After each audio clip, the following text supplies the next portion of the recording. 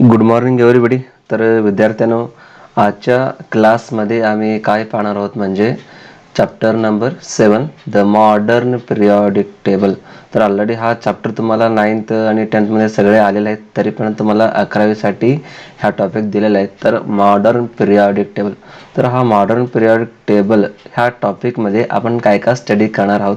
म्हणजे तर पहिला पॉईंट आहे आपलं study of the modern periodic table, structure of the periodic table, त्याच्यानंतर periodic table and electronic configuration, त्याच्यानंतर block wise characteristic of the elements. Block wise म्हणजे s block एलिमेंट्सचं कॅरेक्टरिस्टिक प्रॉपर्टी काय येणार आहे, त्याच्यानंतर p block, d block, f block असे जे चारही ब्लॉकचं कॅरेक्टरिस्टिक प्रॉपर्टी काय काय आहे ते सुद्धा आपण हा टॉपिकमध्ये पूर्णपणे स्टडी करणार. त्याच्यानंतर periodic trends in the properties, that is physical and in the chemical प्रॉपर्टीजमध्ये काय काय त्याचा प्रॉपर्टी वगैरे आहेत, फिजिकल ट्रेंड्स कुठले कुठले आहेत ते सगळे आपण ह्या टॉपिकमध्ये स्टडी करणार आहोत. तर पहिला पॉईंट आपल्याला आपल्या डोक्यात येते म्हणजे तर फर्स्ट पॉईंट आहे पिरियॉडिक टेबल म्हणजे काय नेमकं. हा मॉडर्न पिरियॉडिक टेबल म्हणजे काय आणि त्याचं डेफिनेशन काय आहे आणि हा मॉडर्न पिरियॉडिक टेबल कोणी शोध लावलं, ह्या सगळ्या गोष्टी ह्या टॉपिकमध्ये आपल्याला शिकून घ्यायचं आहे, स्टडी करायचं आपल्याला. तर पहिला प्रश्न आहे आपलं, what is the periodic table. तर पिरियॉडिक टेबल म्हणजे काय. तर पिरियॉडिक टेबल आपल्याला माहित आहे, पिरियॉडिक टेबल म्हणजे तर आपल्याला माहित आहे एक सिस्टमॅटिक टेबल असतात, त्याला आपण टेबल असं म्हणतो. आणि इथं पिरियॉडिक टेबल असं त्यांनी म्हणले, पिरियॉडिक म्हणजे जे आपल्याला माहिती असणारे एलिमेंट्स आहेत, आपल्याला माहिती असणारे जे एलिमेंट्स आहेत त्या प्रत्येक एलिमेंटला एक एक बॉक्समध्ये रोज आणि कॉलमच्या फॉर्मॅटमध्ये टेबल तयार करून रोज अँड द कॉलम ह्या फॉर्मॅटमध्ये एक टेबल तयार केलेलं आहे. त्या टेबलमध्ये प्रत्येक एलिमेंटला त्याचं कॅरेक्टरिस्टिक प्रॉपर्टीवरून त्याला ठेवण्यात आलेले आहे, त्यालाच आपण काय म्हणतो, पिरियॉडिक टेबल. ओके, तर ह्या पिरियॉडिक टेबलला आपल्याला का स्टडी करायचं आहे, अजून त्याचं हिस्ट्री पुढे आहे तुम्हाला सांगणार आहे मी अजून. तर सिंपल समजून घ्या, पिरियॉडिक टेबल म्हणजे जे एलिमेंट्स आहे helium, hydrogen, neon, argon, krypton किंवा सोडियम, लिथियम, मॅग्नेशियम, जे काही एलिमेंट्स आहेत त्या प्रत्येक एलिमेंटला एखाद्या सिस्टमॅटिक स्टडी करण्यासाठी एक टेबल तयार करण्यात आलेले आहेत. त्या टेबलला आम्ही काय म्हणतो, तर पिरियॉडिक टेबल असं म्हणतो. तर हा पिरियॉडिक टेबल नेमकं why we can study these elements.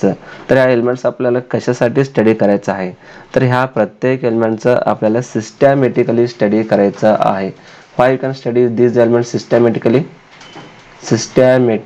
आपल्याला स्टडी करायचं आहे. तर why you can study systematically, तर प्रत्येक एलिमेंटचं ॲप्लिकेशन भरपूर आहे हे सध्या आपल्याला माहिती आहे.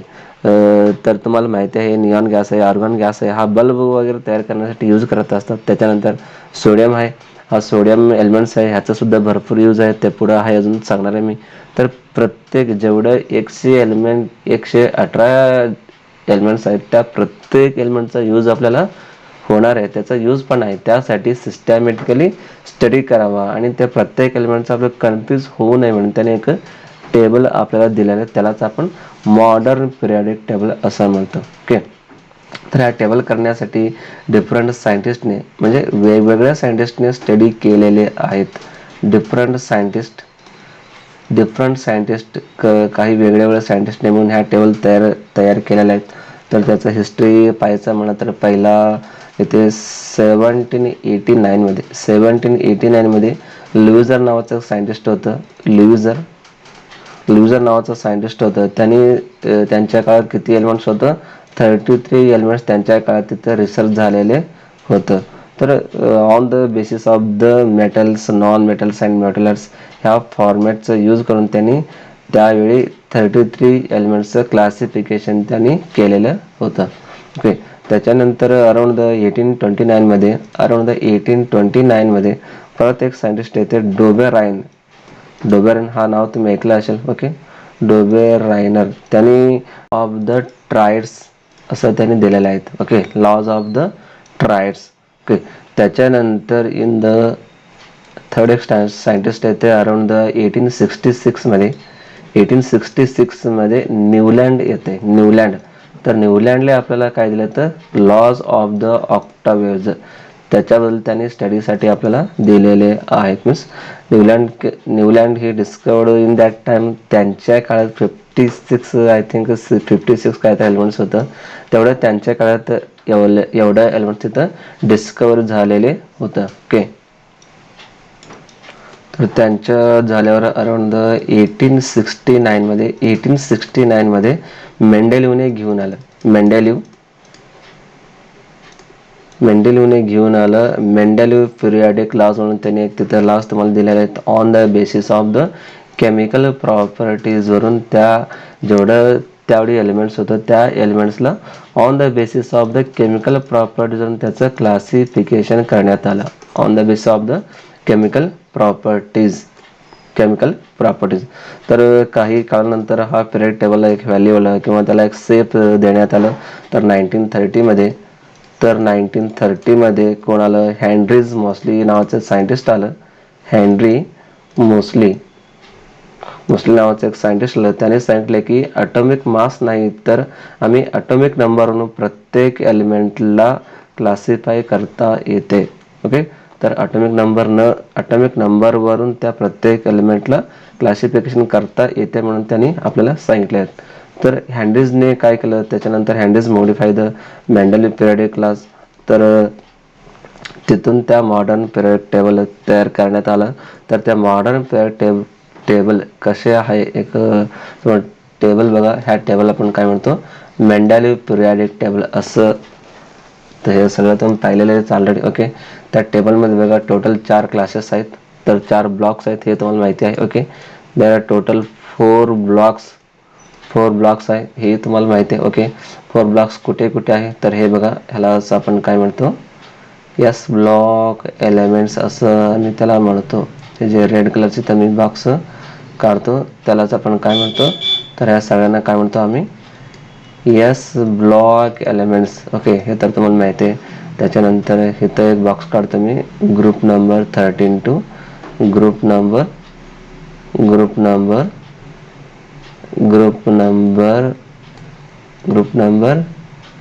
18 पर्यंत जे आहेत त्याला आपण पी ब्लॉक एलिमेंट्स असं म्हणतो. आणि जे सेंटरचा हा ब्ल्यू कलरचे एलिमेंट्स आहेत. ओके, ब्ल्यू कलरचे एलिमेंट आहेत त्या प्रत्येक एलिमेंटला आम्ही काय म्हणतो? पी ब्लॉक एलिमेंट्स असं म्हणतो. पी ब्लॉक एलिमेंट्स असं आम्ही त्याला म्हणतो. आणि खाली हे 2 बॉक्स इथं राहिलेले आहे खालचे, त्याला आपण काय म्हणतो? डी ब्लॉक एलिमेंट्स असं आम्ही त्याला म्हणतो. म्हणजे totally in the period table, त्या पिरियडिक टेबलला त्यांनी 4 क्लासिफिकेशन केलेले आहेत. एक तर आहे कुठले आपलं? एक आहे आपलं एस ब्लॉक एलिमेंट, आणि दुसरा आहे पी ब्लॉक एलिमेंट्स, थर्ड आहे P block elements, fourth D block elements. Okay, fourth आहे डी ब्लॉक एलिमेंट्स. ओके, ह्या टॉपिकचं पहिला पॉईंट आहे आपलं structure of the modern periodic table. तर स्ट्रक्चरमध्ये आपल्याला समजते की नेमका मॉडर्न पिरियड टेबलचं स्ट्रक्चर काय आहे. ओके, तर वन बाय आपण पॉईंट्स बघूया. तर पहिला पॉईंट्स आहे horizontal rows intersecting the vertical columns giving rise to the number of the boxes. these horizontal rows are called as the periods. तर ह्याच्यामध्ये जे हॉरिझॉन्टल लाईन्स आहेत त्याला आपण पिरियड्स असं म्हणतो. which the Mendeleev called as the series. okay, the vertical columns are called as the groups. तर horizontal जे लाईन्स आहेत त्या प्रत्येक लाईन्स आपण काय म्हणतो? त्या प्रत्येक लाईनचं हे जे मी रेड कलरचं इथं एरो मार्क दाखवतो त्या प्रत्येकाला काय म्हटलं जातं? तर पिरियड्स असं म्हटलं जातं. पिरियड्स. ओके, जे व्हर्टिकल लाईन्स आहेत, vertical columns are called as the groups. Vertical म्हणजे हे जे ग्रुप्स आहेत त्या प्रत्येकाला काय म्हणतो? ह्याला आपण व्हर्टिकल लाईन्स असं म्हणतो. हे जे आहेत ना व्हर्टिकल लाईन्स, ओके, बॉक्सेस आहेत, त्या प्रत्येक व्हर्टिकल लाईन्सला आम्ही काय म्हणतो? तर ग्रुप्स असं म्हटलं जातं. Okay, there R total 7 periods. तर पिरियड्स किती आहेत टोटली? ह्या टेबलमध्ये 7 पिरियड्स आहेत. कुठे कुठे आहे बघा? हा 1, हा 2nd, 3rd, 4th, 5th, 6th आणि 7th. म्हणजे टोटल हा 7 पिरियड्स ह्या टोटल टेबलमध्ये आहे.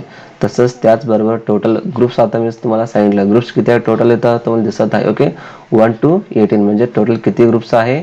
18 ग्रुप्स ह्या मॉडर्न पिरियड टेबलमध्ये आहे totally. Okay, then next 1 points numbering numbering of the periods and groups is recommended by the IUPAC. तर ह्या प्रत्येक एलिमेंटला नंबर दिलेले आहेत म्हटलं तर कुठल्या आधारावर दिलेले आहेत तर IUPAC ह्या आधारावरती दिलेले आहेत. तुम्हाला माहिती आहे IUPAC म्हणजे काय? International union of pure and applied chemistry. International union of pure and applied chemistry हा त्याचं लॉंग फॉर्म आहे. त्याच्या आधारावरती हा प्रत्येक एलिमेंटला नंबर देण्यात आलेले आहेत. त्याच्यानंतर पुढचा पॉईंट पाहायला गेलं तर below the main table are placed the 2 series. ह्या टेबलच्या खाली हा 2 सिरीज आहे, लॅन्थॅनाइड सिरीज आणि ॲक्टिनाइड सिरीज असं आपण त्याला म्हणतो. लॅन्थॅनाइड सिरीज आणि actinide series means below the main table placed the 2 series containing the 14 elements of the each. ह्या प्रत्येक लॅन्थॅनाइड सिरीज असू दे किंवा ॲक्टिनाइड सिरीज मध्ये असू दे त्या प्रत्येक सिरीज मध्ये 14 एलिमेंट्स आहे. पाहिजे असेल तुम्ही काउंट करून घेऊ शकता. तर 14 एलिमेंट्स आहे. Okay. There are in all 118 boxes to accommodate 118 elements. ह्या टोटल टेबलमध्ये किती बॉक्सेस आहेत म्हणलं तर 118 बॉक्स आहेत. 118 बॉक्सेस आहेत. त्यासाठी ह्याच्यामध्ये टोटल किती एलिमेंट्स आहेत तर 118 एलिमेंट्स ह्या टेबलमध्ये सध्या प्रेझेंट आहेत. अगोदर काही एलिमेंट्स रिसर्च केलेलं नव्हतं तर सध्या रिसर्च झालेले आहेत. तर प्रत्येक तुम्ही कुठेही तुम्ही सर्च करा तर पिरियड टेबल त्या पिरियड टेबलमध्ये तुम्हाला दिसत असते. तर 118 एलिमेंट्स आहे. ओके. तर त्याच्यानंतर मी ह्याच्यापेक्षा अगोदर सुद्धा एक पॉईंट सांगितलं होतं. ह्या टोटल पिरियड टेबलला 4 क्लासेसमध्ये डिव्हिजन केलेलं होतं. S ब्लॉक एलिमेंट्स, त्याच्यानंतर P ब्लॉक एलिमेंट्स. ओके. त्याच्यानंतर हा D ब्लॉक एलिमेंट्स आहे आणि खालचं 2 सिरीज आहे त्याला F ब्लॉक सिरीज असं आम्ही त्याला म्हणतो. ओके. ह्या पद्धतीनं पिरियड टेबलला क्लासिफिकेशन केलेलं आहे. टोटल ग्रुप्समध्ये क्लासिफिकेशन आहे, पिरियड्स आहे, त्याच्यानंतर ब्लॉक्समध्ये आहे आणि सिरीजमध्ये सुद्धा ह्याचं क्लासिफिकेशन झालेलं आहे. टोटली ह्या सिस्टमवर स्टडी करा म्हणून हा टेबल तयार करण्यात आलेला आहे. तर हे सगळे आपण स्ट्रक्चरमध्ये पाहतो. ओके. तर पुढचा पॉईंट आहे periodic table and the electronic configuration. हा पॉईंट मी पुढच्या क्लासमध्ये घेणार आहेत. ओके. तर तुम्हाला इन जनरली सगळ्यांना माहिती आहे. तर फर्स्ट एलिमेंट आहे हायड्रोजन, त्याच्यानंतर सेकंड एलिमेंट आहे हिलियम आहे. ओके. फर्स्ट एक एलिमेंट आहे हायड्रोजन, त्याच्यानंतर हिलियम आहे सेकंड एलिमेंट, ह्याचा ॲटॉमिक नंबर 2 आहे. त्याच्यानंतर लिथियम आहे, बेरिलियम आहे, boron 5th number, carbon 6, nitrogen 7, oxygen 8, fluorine 9, neon 10. ह्या पद्धतीनं प्रत्येक आतापर्यंत मी कमीत कमी 30 एलिमेंट तर सगळ्यांना तोंडपाठ असते. ओके. तर तुम्हाला CET किंवा नीटसाठी पाहिजे असेल तर हा पूर्ण टेबल तुम्हाला वाचावं लागणार आहे व्यवस्थित. त्याचा ॲटॉमिक नंबर काय आहे, त्याचं मास नंबर काय आहे, किती प्रोटॉन असतात, किती न्यूट्रॉन असतात, किती इलेक्ट्रॉन असतात आणि कुठल्या एलिमेंट कुठल्या ब्लॉकमध्ये येतात, एसमध्ये येते का किंवा Pमध्ये येते किंवा D ब्लॉकमध्ये येते किंवा सिरीजमध्ये येते, लॅन्थॅनाइड सिरीजमध्ये येते का किंवा ॲक्टिनाइडच्या सिरीजमध्ये येते. हे सगळं तुम्हाला व्यवस्थित स्टडी करावं लागतं. ओके.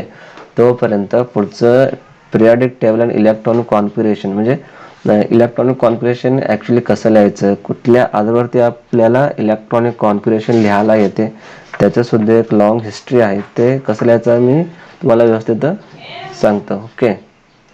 हा इलेक्ट्रॉनिक कॉन्फिगरेशन जे आहेत ना ते 12वीला आणि 11वीला फार महत्त्वाचं आहे. कारण इलेक्ट्रॉनिक कॉन्फिगरेशन कंपल्सरी 2 मार्कासाठी तुम्हाला बोर्ड एक्झाममध्ये असतात आणि ते कसं एक सिम्पल ट्रिक्स आहेत, सिम्पल वे आहेत. त्या वे तुम्ही जर फॉलो केलं तर इझिली तुम्हाला सोप्या एक टेक्निकमध्ये तुम्हाला लिहिता येते. ओके. ते मी पुढच्या लेक्चरमध्ये सांगतो. तोपर्यंत एवढंपर्यंत वाचून घ्या आणि पुढे मी इलेक्ट्रॉनिक कॉन्फिगरेशन कसं लिहायचं, कुठल्याही एलिमेंट असू दे, 118 पैकी कुठल्याही एलिमेंट्स असू दे, इझिली फक्त 5 मिनिटात मी तुम्हाला समजून सांगतो आणि ते कसं लिहायचं. ओके. ओके. तोपर्यंत हे वाचून घ्या. पुढच्या क्लासमध्ये मी येतो. ओके. धन्यवाद.